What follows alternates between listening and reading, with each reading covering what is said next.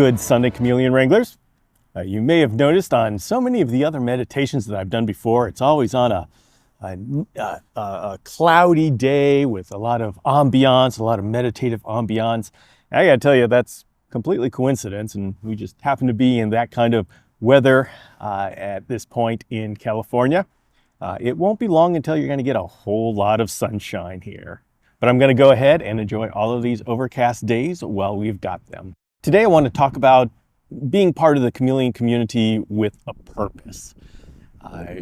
When people get involved with chameleons, they have this initial happiness and joy at just having a chameleon, this incredible mini tree dragon, in their home. But once they get the husbandry under their belt and they're feeling confident with their chameleon, they look around them and say, hey, I'd like to do something a little bit more substantial with chameleons. I'd maybe even like to make a difference. Although, how would I do that? And so today, let's talk about what can you do as a chameleon keeper that could actually make a difference and make the lives better for chameleons, the community, the world, whatever, anything. Just so all of what we're doing, while we really enjoy it, may actually give back to the world. And I think that's a great way of thinking, and I think it myself. And so I've been doing this for a number of decades, and I've been thinking about this as to what can I do to make a difference. And over these years, I've come up with a pretty good idea as to how we can make a difference through our chameleon keeping. Now, this meditation is going to be talking to the standard person who has a 9-to-5 job, comes home and works with chameleons and says, hey, what can I do? If you're a politician or you're involved in some sort of NGOs or are a scientist, you have avenues to make a difference that aren't available to the standard person sitting in their living room. So this message goes to the person in their living room saying, what can I do in my off time to actually affect what's going on in the world? And we can look at this in 3 different sections, because we human beings like to break things up.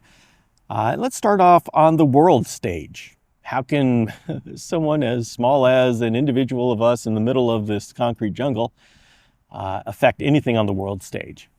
And with that, the effects are limited. We generally don't have that much influence into the halls of power that actually can make a decision. We can affect change by supporting organizations that go out and do things. Eden Reforestation is a great organization that goes out and literally reforests areas that have been deforested. And they've worked in Madagascar, they work in Africa, and this is the biggest problem to chameleons in the wild, is deforestation. Saving them doesn't do any good if they have no trees to sit on. And so we need to make sure that their home exists before we do things like, oh, let's restrict pet trade or whatever else.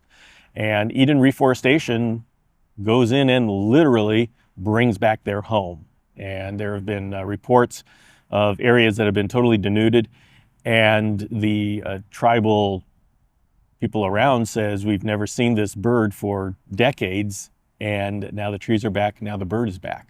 And that's just a micro example of what happens when you bring back the trees. So I would say support that organization. That's one way to make a difference. Also is support USARC. That's a United States organization that works on legislation so we can keeping chameleons. Now you're saying, well, if we stopped keeping chameleons, wouldn't that make them less endangered or extinct? No. It's the deforestation that's making them extinct. All of the chameleons that we get in the United States, Europe, are strictly controlled by CITES that says only this amount is allowed out because a scientific study says that this is how much can be removed from the population and the population won't be affected. And so that is already controlled. It's deforestation that needs to be taken care of. But USARC helps us fight against legislation that would stop pet ownership. And I got to tell you, the only way for people to care about a place on the other side of the earth like Madagascar is if they're exposed to it in some means, and chameleons are one of those means. If you go out on the street right now, I doubt that most people would be able to point to Madagascar on a map. But if you go in the chameleon community, everybody knows where Madagascar is.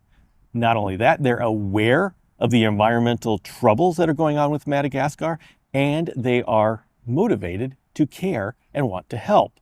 So actually keeping chameleons is a great way of raising awareness to what's going on halfway around the world. And USARC helps us keep the community. Now let's take a step closer to home. The chameleon community. What can you do to help the chameleon community?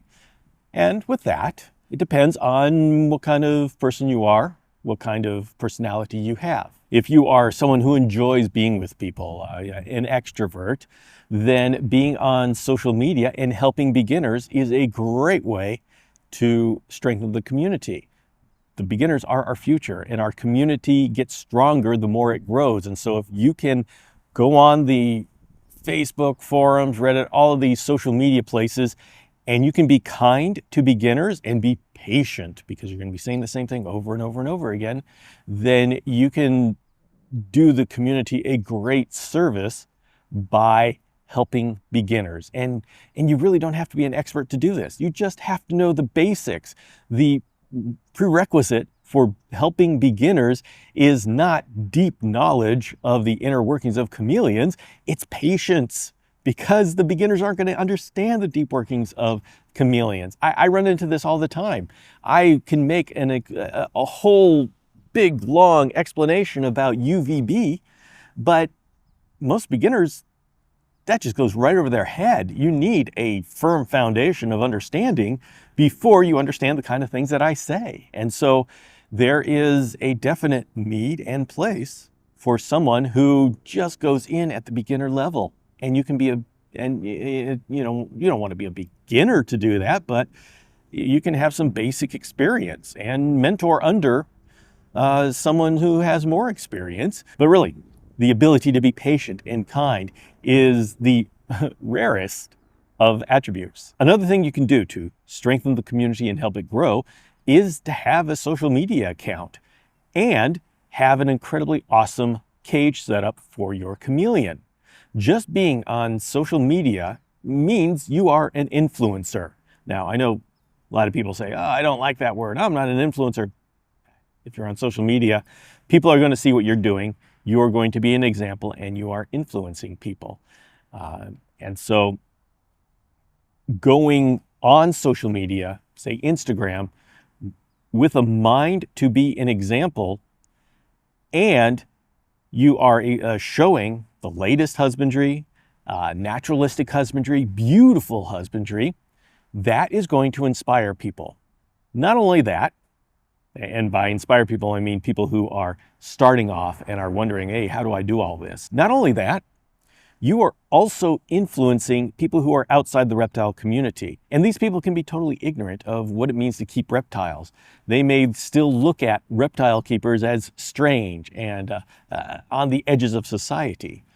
By you showing an incredible naturalistic enclosure with a beautiful chameleon, you are showing them that it's not a fringe thing, and it's not just this back alley thing where we've got chameleons and reptiles stuffed in boxes. We are providing an awesome life for these chameleons, and that softens their view of the entire reptile community. So you could do the community a service by doing nothing more than keeping an awesome chameleon enclosure and posting it on social media. All of it adds up and all of it counts. Now, it is common to say, I want to give back to the community, so I'm going to become a breeder.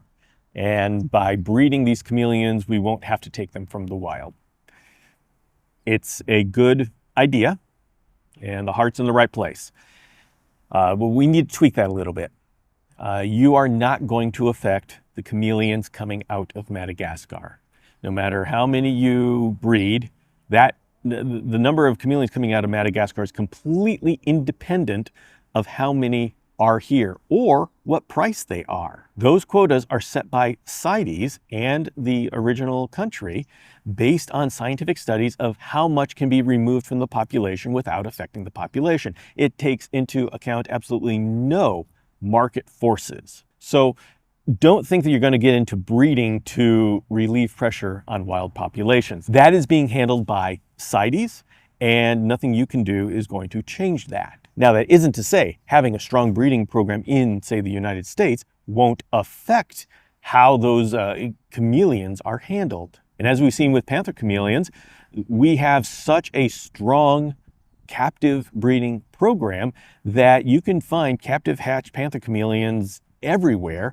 And so the desire or need for someone who decides they have to have a panther chameleon to go to wild caught has been greatly reduced. In fact, at this point, if you are looking for a chameleon, it's going to be a bit of a challenge for you to find a wild caught panther chameleon. There's just so much of the captive hatched available. And so in this way, having a strong breeder base has definitely affected the quality of the experience of the beginner. We still have the same amount of wild-caught panthers coming in, but now they are going to breeders. And that is an incredible improvement over what it was before. So breeding does have a benefit. It just is not to take off pressure from the wild. Now, another part of that people get excited about is establishing a new species. And this is a great idea. It's been something that I've been working with for a number of decades, and it's not easy. It's not as easy as just bringing a bunch over and handing them out to your friends and everybody says, okay, we're going to breed them. The reason why these chameleons are not established in captivity, it's not because they can't be bred. It's not because people don't breed them. It's because people don't buy them. That is the linchpin here. We are in a very lucky position to where we have so many chameleons available to us and so many incredible chameleons available to us. The dark side to that is it's very hard for us to concentrate on one enough to establish it in captivity. Establishing a chameleon in captivity is more than just breeding it once. We're talking about having at least 25 pairs bouncing around the entire country, and those bloodlines being kept separate and new blood coming in on a annual basis, because if you have two bloodlines and you mate them, you create one bloodline. You can see how all of your diversity of bloodline very quickly after like 10 years becomes, boom, okay, we've got one bloodline. And so there needs to be some people who continually bring in, it doesn't have to be 25 every year, but maybe 4 pairs every year, just to infuse new genetics into the bloodline pool. And this takes a lot of effort and a lot of people to be working in concert with each other. And so it's very difficult for someone to just say, hey, let's do it, and grab a bunch of friends and to make it happen. That said, I have not given up, and that's a centerpiece of my trying to give back something to the community, is I am trying to establish a new species, the Gluma o'Shaughnessyi, the shamrock chameleon.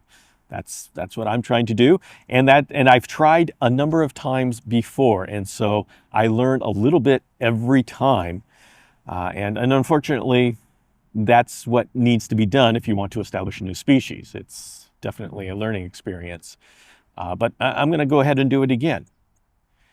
If you want to support the establishing of a new species, the number one thing that you can do is buy a baby from a breeder. It's not getting a pair of wild-caught yourself and starting a breeding program, unless you're really experienced with that. If you're a beginner to intermediate, and that's who I'm talking to here, the best thing you can do is buy from a breeder who is breeding a rare species. The thing that kills breeding programs of these rare species of chameleons, it's not the lack of breeders, it's the lack of homes for the babies. And whenever there's a rare species, the people who are most interested are the breeders, are the people who are highly experienced. And that's a relatively small pool of people, and definitely not big enough to sustain a number of breeders working with the species. So if you are beginner to intermediate, buy a male just for a pet of a carpet chameleon, of a Parsons chameleon, of a shamrock chameleon. You would be surprised how much more successful breeding programs of rare species of chameleons would be if we had a whole community of people who just wanted one as a pet. Because the biggest thing that destroys captive breeding programs is not having a market, not having enough homes for the babies that are produced. So, buy a carpet chameleon, buy a Parsons, buy a shamrock chameleon. Well, when they're available. Well, the shamrocks won't be available until next year because, well, they're just being mated right now. We don't even have eggs yet. And, I mean, you hear about these rare species popping up from time to time. Michael Nash is definitely a producer of these kind of species. So don't discount how much you can support the establishing of a new species by buying just one captive hatched male. And finally, let's get down to the personal level. How can you make a difference just with you? The best thing that you can do on the personal level that will make all of these other things that I've talked about more effective is to continue learning. Be aggressive in your learning. Be deliberate in your learning. Moving forward, expand your horizons, read all these different opinions and critically think about them. Don't take sides and decide you're part of this tribe or this gang, or you're going to go out and you're going to beat up some rival gang that has some other husbandry viewpoint. Dig deep into all these different viewpoints and become educated as to the positive points of each one of those. Yeah, we have all these different husbandry approaches, but every one has its strengths and weaknesses. And I, of course, go for the one that has the most strengths and the least weaknesses. But I don't want you to trust me in that. I want you, I made a complete website that laid out my entire thinking of why I've made these decisions. I want you to read that. Not so you can parrot it back to me or anybody else, but read it so you can understand all the steps I went through, understand all the data that I looked at, and then go ahead and come up with an idea of your own. Nobody has the 100% answers. We're just starting to really establish an understanding of hydration, and so much more work needs to be done. So please absorb all the information that you can get. Absorb the information from the people who think fogging is the way to do it. Absorb information from the people who think cup drinking is the way to do it. Go ahead, take a look at my stuff where I just kind of combine all of these to make a hybrid. In this particular example, if you can understand the thinking behind all the different thought processes, then you're going to be able to be educated and you're going to be able to help us move forward, because the answer isn't here right now. All we've got right now is stepping stones. Find a way to get to Madagascar. I believe in this so strongly that I'm going back to Madagascar, and I'm bringing a bunch of chameleon enthusiasts who care about chameleon husbandry with me. And we're all going to be talking about it and experiencing it. And this is the way to strengthen who you are as a chameleon keeper. And when you are strong as a chameleon keeper, you are able to go out and you are able to help the beginners. You're able to decide what species to work with, even if you're just buying that captive hatched male. You're able to be a more effective member of the community. And the more effective you are, the stronger you are, the stronger you're making the community, and the more people will look up to you, and the more the community will grow. You see how this all builds on each other, and it's an upward spiral. And so, how can you make a difference? Invest in yourself. Invest in your chameleon. Invest in your setup. Make it the absolute best setup possible. Make yourself the most educated person possible. And the opportunities to help us move forward are everywhere, whether it's hydration, nutrition, learning more about lighting and heat, incubation. There's so many things that we still need to know, and we need curious people to help us figure it out. I am hoping that your stay here at the Chameleon Academy and coming to these vlogs, reading the website, listening to the podcast gives you a strong foundation so you can figure out what we already know. But I hope you take that not as the destination, but just as the stepping stone so you can take all this information and take us to the next step. And with that, I think I'm going to send you off to have a wonderful Sunday.